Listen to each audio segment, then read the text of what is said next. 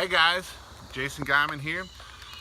So I do a lot on pressure washing, and today is going to be kind of the start of Christmas lights.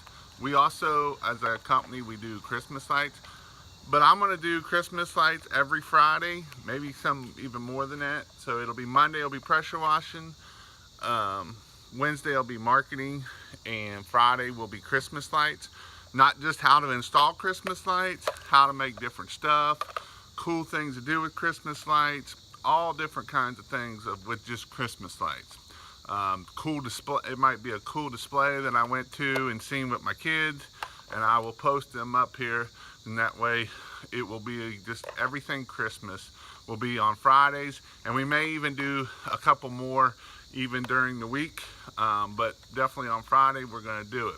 So today I want to show you what we use as our surge protection, and it's an inline surge protection, and the kilowatt meter I will do on a different day, but this is our setup for Christmas lights.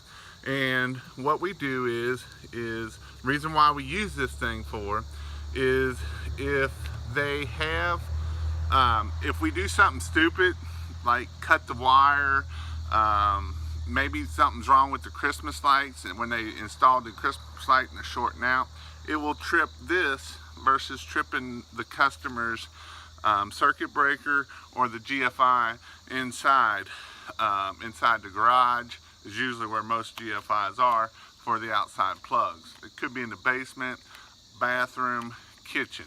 Those are usually where the GFIs are for the outside. But today I was going to show you this little cool trick here. It's about 30 bucks, and we use this quite a bit. This goes on every job and it gets plugged in. So as the lead technician, he gets off the truck, he goes up, talks to the customer, and he's looking for the outlet. Usually the outlet is by the front door somewhere. Just where, who knows, sometimes, but it's usually within eyesight of the front door. He's going to plug this in. When he plugs it in, it'll turn on. That'll let him know right then and there, right after he talked to the customer, that he has power. If we don't have power, then we need to figure out why we don't have power. Maybe it's on a switch, maybe it's on a GFI, like I said, that's in the garage that got tripped. And this is something you pressure washers with the booster pump or carpet cleaners can use this thing too also. It works great. So basically I got a plug here, so I can make for demonstration here. Let me plug it in. So when you plug it in, it'll have this orange light right here.